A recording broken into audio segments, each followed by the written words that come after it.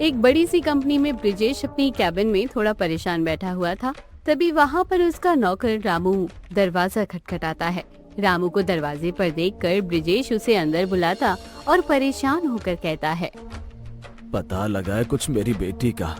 अभी तो कुछ पता नहीं लगा बिटिया का। तुम लोग इतनी बड़ी गलती कैसे कर सकते हो? वो मेरी इकलौती बेटी है। मुझे पता है मालिक, पर हम लोग ढूंढ रहे उन्हें। बिटिया जल्दी मिल जाएगी, और वैसे भी वो पहली बार घर से नहीं भागी है। मुझे पता है पहली बार नहीं भागी, पर अब वो जवान हो चुकी है तो मुझे उसकी चिंता है। अगर हर्षिता को इस बारे में पता लग गया तो वो परेशान हो जाएगी और उसकी तबीयत खराब हो जाएगी।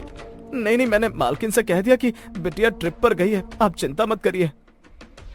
तभी वहाँ पर हर्षिता आ गई और उसने सब कुछ सुन लिया।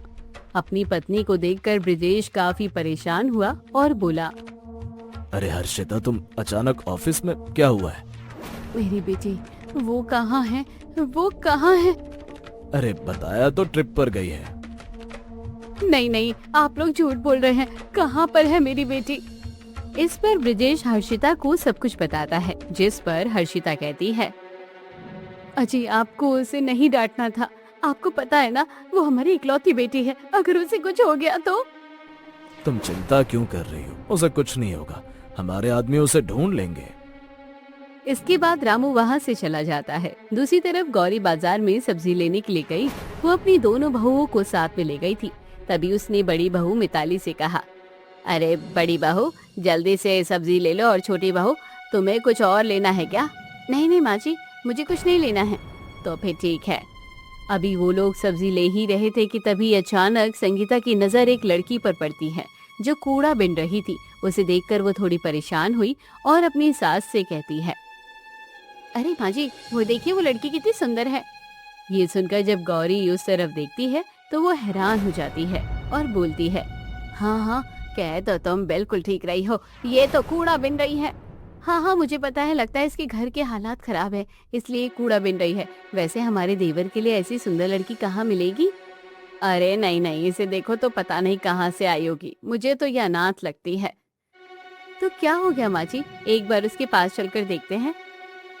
संगीता की बात सुनकर गौरी उस लड़की के पास गई जो कूड़ा बिन रही थी। वामिका ने जब उन लोगों को देखा तो कहा, क्या हुआ, आप लोग यहाँ पर क्या कर रहे हैं? तुम कौन हो और इस तरह कूड़ा क्यों बिन रही हो? मैं एक अनाथ हूँ, मेरे इस दुनिया में कोई नहीं है। क्या तुम हमारे साथ हमारे घर चलोगी? क्या आप मुझे अपने घर ले चलेंगे? हाँ बेटा, मेरा एक बेटा है, उसके लिए लड़की नहीं मिल रही है। उसने सभी लड़कियों को फेल कर दिया है, शायद वो तुम्हें पसंद कर ले। ये सुनकर वामिका खुश हो गई और उसके बाद गौरी अपनी दोनों बहुओं और वामिका के साथ घर लौट आई। जब गौरी के पति घनश्याम ने वामिका को देखा तो वो थोड़ा हैरान होकर बोला, अरे गौरी, ये तुम्हारे साथ लड़की कौन है? अजी ऐसा ही समझ लीजिए, ये मेरी छोटी बहू है। क्या छोटी बहू? ये तुम क्या कह रही हो? अजी अभी हुई नहीं है, पर जल्द ही हो जाएगी। सुनो बड़ी बहू, इसे जल्दी से तैयार कर दो। हाँ ठीक है माँ जी, तो मेरे साथ चलो। इसके बाद मिताली वामिका को अपने साथ ले गई। कुछ देर बाद वामिका साफ सुथरे कपड़े पहनकर तैयार हो गई, जिसे देखकर सभी लोग हैरान हो गए क्योंकि देखने में वो बहुत ही सुंदर थी। अरे वाह, ये लड़की तो बहुत ही सुंदर है। हाँ, हमारे बेटे के लिए कैसी है बताइए? लड़की तो काफी अच्छी है, पर आखिर ये है कौन? अजी ये हमें कूड़ा बिनते हुए मिली। पूछने पर बता रही थी कि अनाथ है, तो हम इसे घर पर ले आए। क्या अनाथ का कोई परिवार नहीं होता? अरे नहीं, किसने कहा? तुमने बहुत अच्छा किया। तभी गौरी का वहाँ सबसे छोटा बेटा अरुण आ जाता है। अरुण जब वामिका को देखता है तो उसे देखता ही रह जाता है, जिस पर गौरी कहती है, क्या हुआ अरुण, क्या देख रहे हो? माँ, ये लड़की कौन है? ये तुम्हारी होने वाली पत्नी है, तुम्हें पसंद तो आई ना? ये सुनकर अरुण काफी खुश होता है और फिर सभी लोगों की मर्जी से अरुण की शादी वामिका के साथ हो जाती है। अब वामिका अपने ससुराल में आराम से रह रही थी। वो कभी कभार उसे अपनी सास की थोड़ी खरी खोटी सुनने को मिलती थी। तुमसे कितनी बार कहा है, अगर घर का काम नहीं आता है तो अपनी दोनों जेठानियों से सीख नहीं सकती हो? तुम्हें इस घर में आए हुए कितना समय हो गया है? माँ जी माफ कर दीजिए, मुझसे गलती हो गई। मैं आगे से ये काम नहीं करूँगी। सही से काम करना पड़ेगा, वरना मैं तुम्हें इस घर से निकाल दूंगी। मैं ही तुम्हें इस घर में लेकर आई थी। तभी वहाँ पर मिताली और संगीता आ जाती है, जिस पर वो मिताली से कहती है, माँ जी आप शांत हो जाइए, हम अम्मिका को सब कुछ समझा देंगे। हाँ हाँ माँ जी, अभी वो छोटी है इसलिए उसे इतनी समझ नहीं है। ऐसा कुछ नहीं है, वो तुम्हारी उम्र की है, पर इसे तो घर का कोई काम करना नहीं आता। माँ जी आपको तो पता है ये हमें किस हालत में मिली थी, तो इसे भला क्या ही आता होगा। अरे फिर भी मुझे क्या पता था, ये पूरी पागल ही होगी। अब जाओ यहाँ से और इसे भी लेकर जाओ, काम सिखाओ। इसके बाद वामिका अपनी दोनों जेठानियों के साथ रसोई में आ जाती है और काफी दुखी होती है, जिस पर मिताली वामिका से कहती है, तुम दुखी मत हो, हम दोनों तुम्हें धीरे धीरे सब सिखा देंगे। हाँ हाँ माँ जी तो ऐसी है, उनका जब मन होता है तब वो सुना देती है, तुम दिल पर मत लो। अपनी दोनों जेठानियों की बात सुनकर वामिका खुश हो गई, क्योंकि उसे घर में सभी प्यार करते थे, पर समय के साथ गौरी का व्यवहार बदलता जा रहा था और वो वामिका के साथ बुरा व्यवहार करने लगी थी। और एक दिन उसने वामिका से कहा, ने तुम्हारे बारे में काफी सोचा और फैसला किया, अब से बाहर के सारे काम तुम क्या करोगी, जैसे सब्जी लाना, बाजार का कोई काम और ऊपर का कोई काम, क्योंकि तुम्हें घर का कोई काम नहीं आता। क्या बाजार का काम? ठीक है माँ जी, मुझे मंजूर है। हाँ पर इसका मतलब ये नहीं है कि तुम घर में आराम करोगी, घर में अपनी जेठानियों से काम सीखोगी। हाँ हाँ ठीक है, तो मुझे अभी क्या करना है? जाओ बाजार जाओ और बाजार से सब्जियां लेकर आओ। ये सुनकर वामिका थैला लेकर चली जाती है। तभी वहाँ पर उसके दोनों बड़े बेटे आते हैं और वो दोनों काफी परेशान होते हैं, जिसे देखकर गौरी ने कहा, क्या हुआ दीपक, संदीप, तुम दोनों इतने परेशान क्यों लग रहे हो? क्या बताऊं माँ, बिजनेस में हमें बहुत ज्यादा नुकसान हुआ है, कुछ समझ नहीं आ रहा। क्या बिजनेस में नुकसान हो गया? तुमने अपने पिता को इस बारे में बताया क्या? नहीं, हमने पिताजी को भी कुछ नहीं बताया, आपको तो पता ही है उनकी तबीयत खराब रहती है। हाँ हाँ कह तो तुम बिल्कुल ठीक रहे हो, तो फिर अब आगे क्या करना होगा? मुझे तो लगता है आगे हमारे हालात काफी खराब हो जाएंगे।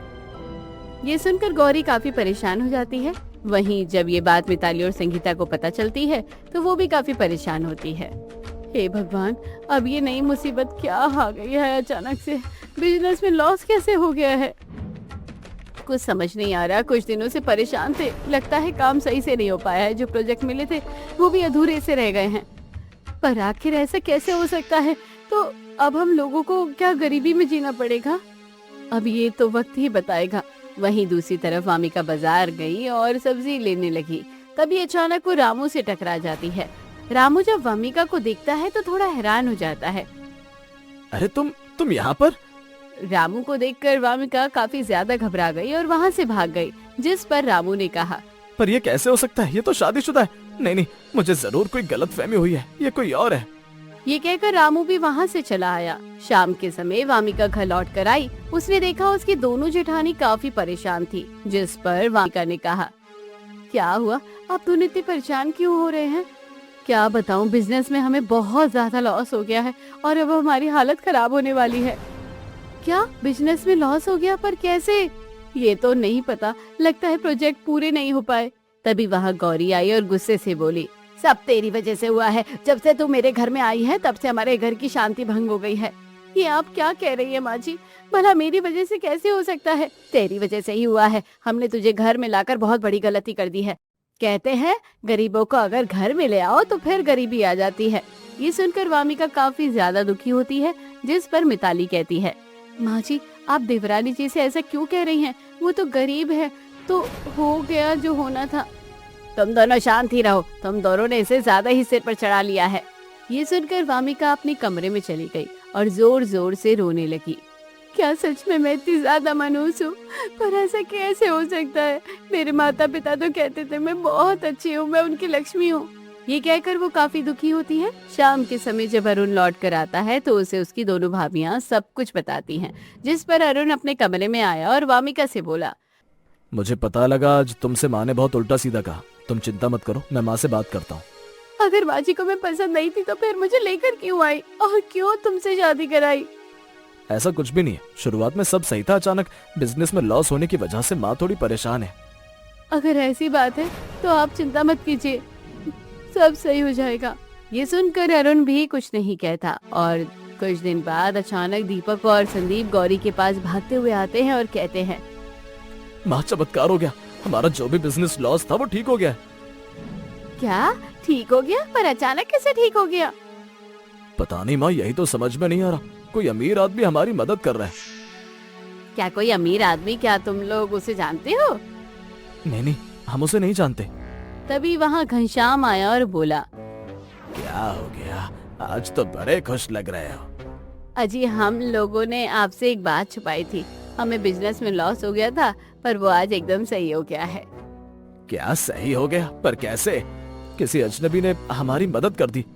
ये सुनकर घनश्याम थोड़ा हैरान हो जाता है। तभी वहाँ पर वामिका आती है और कहती है, क्या हुआ? आप लोग बहुत खुश लग रहे हैं। तुम यहाँ से जाओ, हम तुम्हें नहीं बताएंगे। शायद तुम्हारी नजर लग गई तो। अरे माँ, ये क्या बात हुई? वो हमारे घर की छोटी बहू है। नहीं, ये मनहूस है और कुछ नहीं। अरे माँ, आप ये क्या कह रही हैं? आप ही तो उसे लेकर आई थी और अब आप उसे मनहूस कह रही हैं। तो मुझे क्या पता था कि वो मनहूस होगी। ये सुनकर वामिका काफी दुखी हो गई और वहाँ से चली गई। जिस पर घनश्याम ने कहा, कारी, मैं कुछ दिनों से देख रहा हूँ तुम छोटी बहू के साथ अच्छा व्यवहार नहीं कर रही हो। तुम ही तो उसे लेकर आई और अब तुम उसके साथ ऐसा व्यवहार करती हो। तो क्या हो गया? मुझे क्या पता था कि वो मेरे घर में आकर मेरे ही घर को बर्बाद कर देगी। अभी वो लोग बातें ही कर रहे थे कि तभी वहाँ पर ब्रिजेश अपनी पत्नी हर्षिता के साथ आ जाता है। ब्रिजेश और हर्षिता को देखकर वो लोग काफी ज्यादा हैरान हुए और घनश्याम ने उनसे पूछा, आप लोग कौन है और मेरे घर पर अचानक से? मेरी बेटी कहाँ पर है? उसे सामने लाओ। क्या आपकी बेटी? नहीं, आपकी बेटी यहाँ नहीं है। आप लोगों को कोई गलत फहमी हुई है। हमें कोई गलत फहमी नहीं हुई है। हमारी इकलौती बेटी आपके घर पर ही है। उसे बाहर लाइए, वरना हमसे बुरा तो कोई होगा नहीं। हम पुलिस बुलाएंगे। वहीं शोर शराबा सुनकर मिताली, संगीता और वामिका बाहर आ गई। जब वामिका ने अपने माता पिता को देखा तो वो हैरान हुई और बोली, मॉम, डैड, आप यहाँ पर? मेरी बेटी वामिका, मेरी प्रिंसेस, तुम हमें छोड़कर कहाँ चली गई थी? माँ, मैं कहीं नहीं गई थी, पर यहीं पर थी। ये क्या, तुमने शादी कर ली और हमें बताया भी नहीं? वहीं ये सब देखकर वामिका के ससुराल वाले काफी हैरान होते हैं। तभी वहाँ पर अरुण आ जाता है। अरुण ये सब देखता है और वो भी हैरान होकर वामिका से कहता है, वामिका, ये सब क्या चक्कर है? ये लोग कौन है? ये मेरे मॉम डैड हैं। क्या मॉम डैड है? पर तुमने तो कहा था तुम अनाथ हो। नहीं, मैंने झूठ बोला था। क्या तुमने अपने आप को अनाथ बताया? जबकि तुम हमारी इकलौती वारिस हो। तुम्हें पता भी है हम लोग कितने परेशान हो गए थे। अगर तुम्हें कुछ हो जाता तो फिर हम लोग इतने पैसों का क्या करते? क्या पैसों का? मैं कुछ समझी नहीं। ये हमारी इकलौती बेटी है। हम इस शहर के सबसे अमीर आदमी हैं। क्या आपको हमारी बेटी ने कुछ बताया नहीं? नहीं, कुछ नहीं बताया। पर आखिर ऐसा क्यों? तुमने इतनी बड़ी बात क्यों छुपाई? मॉम, डैड, मुझे माफ कर दीजिए। मुझसे बहुत बड़ी भूल हो गई है। मैं बस अपनी जिंदगी खुलकर जीना चाहती थी, पर मुझे लगा था आप लोगों के बिना ये दुनिया कुछ नहीं है। पता है मेरी बेटी, मैंने भी तुम्हें बहुत याद किया। चल अब तू मेरे साथ चल। हाँ, हम तुम्हें लेने आए, चलो। नहीं, मैं इस तरह नहीं जा सकती क्योंकि ये मेरा ससुराल है। ये सुनकर हर्षिता और ब्रिजेश काफी परेशान होते, जिस पर गौरी उनसे कहती है, तुमने इतनी बड़ी बात हमसे क्यों छुपाई वामिका? तुमने आखिर इतना सब क्यों झेला? इसका मतलब तुम ही हो वो जिसने हमारी मदद की थी। हाँ माँ जी, मैंने ही अपने डैड से फोन करके कहा था कि वो इस लॉस को पूरा करे। ये सुनकर गौरी को अपनी गलती का एहसास होता है और वो वामिका से कहती है, मुझे माफ कर दे छोटी बहू, मैंने तेरे साथ बहुत बुरा किया। तू चाहे तो मुझे सजा भी दे दे। नहीं माँ जी, अब ऐसा क्यों कह रही हैं? मैंने तो आपकी बात का कभी भी बुरा नहीं माना। पर तुमने ये सब किया ही क्यों बेटी? कम से कम ये तो बताओ। क्योंकि मुझे अरुण पसंद था। जब मैंने पहली बार अरुण को देखा था तभी वो मुझे पसंद आ गया। मैंने सोचा मैं इतनी अमीर हूँ, शायद वो मना नहीं कर देगा, तो इसलिए मैंने ये तरीका निकाला। क्या? तो इसका मतलब तुम मुझसे प्यार करती थी? हाँ, इसलिए मैं एक कूड़ा बिनने वाली बन गई। ये सुनकर सभी को सारी बातें समझ आ जाती है, जिस पर ब्रिजेश कहता है, ठीक है, अगर तुम अरुण से प्यार करती हो तो बहुत अच्छी बात है, पर मैं तुम्हारी शादी धूमधाम से फिर से करूंगा। हाँ, तुम्हारे डैड बिल्कुल ठीक कह रहे हैं। ये शादी तो हमारी इच्छा से हुई नहीं है और अब हम तुम्हारी शादी अपनी इच्छा से धूमधाम करेंगे। ठीक है माँ, मुझे कोई दिक्कत नहीं है। ये सुनकर सभी लोग काफी खुश हो जाते हैं और फिर अरुण और वामिका की शादी धूमधाम से होती है और अब वामिका अपने ससुराल में आराम से रह रही होती है।